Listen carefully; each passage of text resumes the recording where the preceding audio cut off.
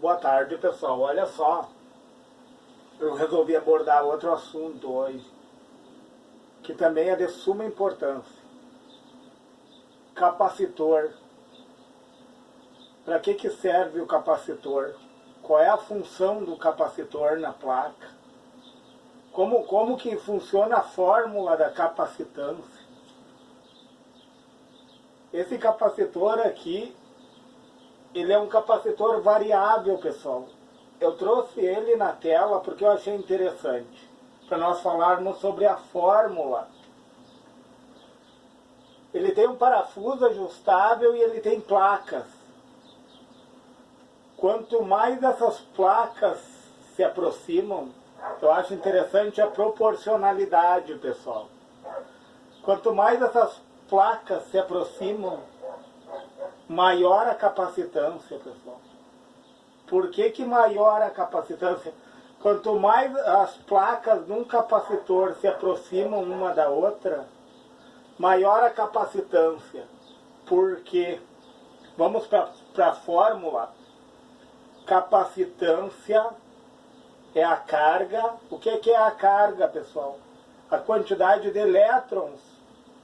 Quantidade de elétrons que vão caber dentro do capacitor. Seria isso, a grosso modo. Capacitância é a carga dividido pela tensão. Então quer dizer, quanto mais tensão tiver uma placa na outra, quanto mais perto, pessoal, quanto mais próxima tiver uma placa da outra, maior a capacitância. Maior a capacitância. Quanto mais próxima uma placa da outra, maior a capacitância. Quando essas placas se aproximam, e detalhe, o núcleo é de ar, o núcleo desse capacitor é de ar. Quando essas placas se aproximam, elas diminuem a capacitância, porque capacitância é carga sobre a tensão. Carga sobre a tensão. Entenderam, pessoal? Quanto mais próxima tiver as placas, maior vai ser a carga. Por quê? Porque mais tensão vai ter. Quanto mais próximo, entenderam? Quanto mais afastado, menor vai ser a capacitância. Menor vai ser a capacitância. Em relação à área do capacitor, pessoal, aí sim, quanto maior a área do capacitor, aí é diretamente proporcional. Quanto maior a área, maior a capacitância. Quanto menor a área do capacitor, menor a capacitância. Em relação à área, é diretamente proporcional, tá? Em relação à proximidade das placas, é inversamente proporcional. Capacitância é carga sobre tensão. Entendeu? Se tu colocar capacitores em série ali num circuito, o que vai acontecer, pessoal? A tua fonte de alimentação, ela vai olhar para aquele capacitor como um único capacitor. Se tu colocar eles em série, vocês entendem que as placas vão se afastando. Vamos pegar dois capacitores para facilitar, tá? Eu tenho um capacitor de 10 e um de 20, tá? Farad, que é uma grandeza enorme. É só a título de didática, tá, pessoal? Porque Farad é usado, um Farad é esses capacitores enormes. Tanto é que os nossos capacitores convencionais, microfarad, nanofarad, picofarad, né? São grandezas menores, os capacitores de placas de circuitos impressos, tá? Então, pessoal, o que acontece? Eu tenho dois capacitores em série ali, um de 10 e um de 20. O que eu vou fazer? é como os resistores em paralelo. É a multiplicação desses dois capacitores dividido pela soma. Certo, pessoal? Vamos supor que eu tenha um D10 e um D10. Vamos facilitar o cálculo. 10 vezes 10 dá 100. E 10 mais 10 dá 20. 100 dividido por 20 vai dar 5, né, pessoal? Você vê a minha fonte de alimentação, vai enxergar um único capacitor. Então vai ser 5 o quê? Se eu tenho um de 10 farad e outro de 10 farad, vai dar menor que a soma dos dois. Olha a lógica. Vai dar menor que a soma dos dois. Vai ser 5 farad no caso, né? Eu tenho dois capacitores de 10 em série, vai dar 5. Vai dar 5, pessoal. Olha que interessante isso. Então, capacitância, o que é a capacitância? É a carga dividido pela tensão. E se eu quero saber a carga, quanto que ele vai armazenar, carga é armazenamento, pessoal. Armazenamento de elétrons, né? Se eu quiser saber a carga, eu vou passar multiplicando a tensão. Eu vou fazer a capacitância vezes a tensão. Daí eu descubro a carga. Olha que interessante. E daí, pessoal, nós temos vários tipos de núcleos de capacitores, né? Tem o eletrolítico, que ele é embebido em óleo, o núcleo dele é de papel embebido em óleo. Claro, ele tem o dielétrico, né, pessoal? Tanto é que quando explode um capacitor eletrolítico, sai uma fumaça enorme, assim, ó, porque queima aquele óleo, né? Existe a queima daquele óleo, a gente até se assusta, né? Tipo uma fonte ATX ali, ó, tem a capacitores de 250 volts, 400 volts às vezes, explode um capacitor daqueles ali, então fica uma nuvem no lugar, né? Por quê? Porque aquele óleo entra em fusão, né? Acontece a fusão, a queima. E daí o que acontece, pessoal? Como existem vários tipos de núcleo, o capacitor se comporta de várias formas em relação a um núcleo. Vamos pegar o de poliéster, né? O de poliéster tem alguns capacitores que apresentam uma resistência muito grande. Como nós medimos na placa lá, ele dá uma chave aberta, né? O capacitor de poliéster se comporta muito bem em altas frequências, né? Em grandes frequências o comportamento dele é... Normalmente os capacitores de poliéster eles são utilizados ali quando adentra no circuito, a corrente alternada, normalmente eles são usados como supressão. Porque eles eliminam as RFI, as interferências de radiofrequência externas que vêm do próprio circuito. E eles não deixam um lado do circuito se comunicar com o outro. E existe também, pessoal, os capacitores, seriam esses capacitores X, né, de poliéster. E eles têm uma resistência muito alta, tanto é que quando nós vamos aferir ali na placa, aparece como se ele estivesse rompida, aberta a junção, como se a junção dele estivesse aberta, mas na verdade é um sinal que ele não está em curto, né? E daí também nós temos os capacitores Y, que são de poliéster também, e eles fazem o desacoplamento. Também eliminam as RFI, as EMI. As EMI são as interferências eletromagnéticas que vêm tanto pelo fase como pelo neutro ali. E muitas vezes o capacitor X se encarrega, né, de fazer o retorno. E também vamos falar das bobinas, né, pessoal? Não podemos desconsiderar as bobinas. As bobinas em altas frequências funcionam como uma chave aberta, enquanto que o capacitor funciona como um curto-circuito, né? Então o capacitor em altas frequências, ele, num primeiro momento, ele é um curto, tá? Depois ele se autocarrega. Tanto é que na corrente contínua, o capacitor é uma chave aberta. Tu vai medir ali, ó.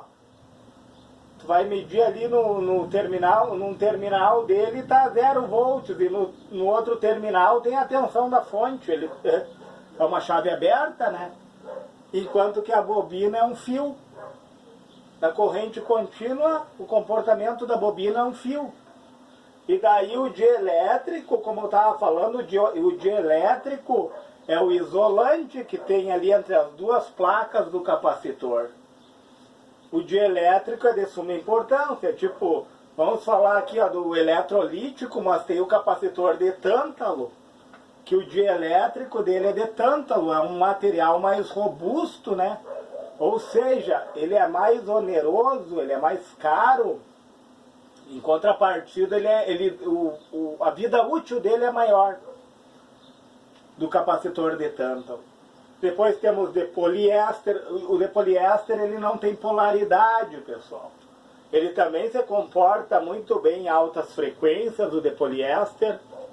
O capacitor de disco cerâmico, que muitas vezes é utilizado como um amortecedor ali nas fontes chaveadas, né?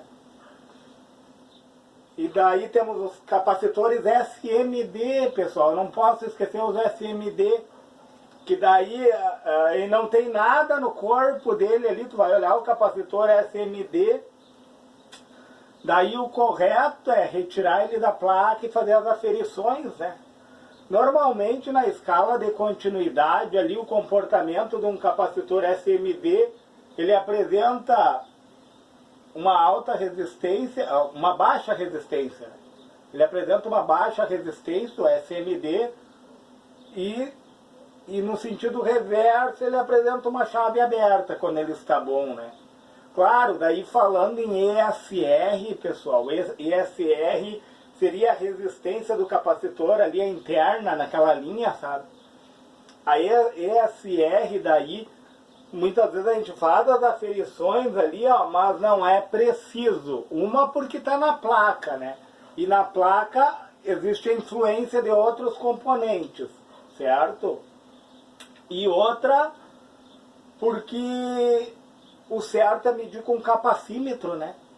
Tu vai medir um capacitor, o certo é tu ter um capacímetro que daí tu tem certeza da resistência interna dele, para ver se não foi alterada, que às vezes é alterada para mais, né? Ou das vezes o capacitor ele entra em curto, né? Muitos problemas que eu encontro em placa é o capacitor SMD ali em curto-circuito. Aí ele conduz para os dois lados ali, daí pode condenar ele, muitas vezes tu tira ele já resolve o problema, né? Então, pessoal, mas entrando nessas nuances aqui, ó, quanto mais próximas estiverem as placas uma da outra, menor a capacitância. Quanto mais afastadas, aliás, pessoal, quanto mais próximas uma placa da outra, é difícil de ter esse raciocínio, né? Porque está indo no lado inverso. Quanto mais próxima uma placa da outra, quanto mais próxima, maior a capacitância. Entendem? Que é inversamente proporcional. Quanto mais próxima a placa de um capacitor convencional, maior a capacitância. É inversamente, pessoal. Quanto mais afastada, quanto mais longe uma placa da outra, menor a capacitância. Ela vai na contramão. Entenderam, pessoal? E a fonte de alimentação, quando olha para capacitores em série, ela vai ver um único capacitor. E a resultante daqueles capacitores em séries vai dar menor do que o menor valor. Por quê? Porque é como se fossem resistores em paralelo. Entendem, pessoal? E daí nós temos variados tipos de capacitores, diversos tipos de dielétricos, né? Que eu citei aqui foi o núcleo de ar, aí tem o eletrolítico, né? Que é com papel embebido em óleo, e esse capacitor tem anodo e catodo, né? Tanto é que tu vai fazer a ferição do eletrolítico ali, dá quase um diodo. Dá em torno de uns 60 ohms de resistência ali, uns 700 milivolts de queda de tensão, quase a mesma coisa que um diodo. Na verdade é uma junção que tu está medindo, né, quando tu mede o eletrolítico ali, na escala de resistência, né, pessoal? Então existem vários tipos de dielétrico. Entendamos que dielétrico é o isolante que está entre as placas. No caso aqui só tem ar, pessoal, de isolante, quando as placas se aproximam. Quando as placas se aproximam, aumenta a capacitância. Quando elas se afastam, diminui a capacitância. Entendo? Fórmula da capacitância. Capacitância é a carga que meu capacitor consegue absorver, dividido pela tensão. Quanto maior a tensão, menor a capacitância. Quanto maior a tensão aplicada, porque está dividindo, a carga e a capacitância vão na mesma mão. Quanto maior a carga, maior a capacitância. Porém, como a tensão está dividindo, ela vai na contramão. Se a tensão está dividindo, quanto maior o número de baixo, que é a tensão, menor vai ter a minha capacitância, porque é a carga que está sendo dividido pela tensão. Entenderam, pessoal? Pessoal, era uma explanada geral sobre capacitor. Se você achou relevante esse vídeo e puder deixar o seu joinha, se você puder, se inscreve no meu canal, porque para que eu possa colocar cada vez mais conteúdos elaborados, para que você venha lembrar dos assuntos que você já viu, né? Muitas vezes a gente até tem o conhecimento, só que a gente não lembra mais, né? Eu acho interessante lembrar. Não é que a gente não consegue absorver tudo ao mesmo tempo, né? Eu digo, o conhecimento ele é gradativo. Conforme a gente vai buscando, a gente vai internalizando. E a melhor coisa que tem é a prática, né? Eu digo assim, ó, eu não estou dando um conteúdo aqui que ninguém saiba, mas quem sabe eu estou te lembrando, né, de algo interessante. Porque o capacitor, quando a gente entende ele, tu olha para o circuito elétrico, tu consegue resolver muito problema. Entendem, pessoal? Ele tem várias funções, o capacitor, como eu falei, ele é um consumidor de carga, né? Ele é um consumidor, se tu vai olhar, mas ele é um gerador também. O que o capacitor faz? Ele absorve os picos de tensão, essa é a função do capacitor, eu vejo ele dessa forma. Absorve os picos e preenche os vales, preenche as faltas, né? Não é assim que funciona, pessoal? Mas se eu lembrei você de conteúdos que você não lembrava mais, ou se eu trouxe um conhecimento novo para você, e você puder deixar o seu like nesse vídeo, se você puder, se inscreve no meu canal e se for possível, compartilhe esse vídeo.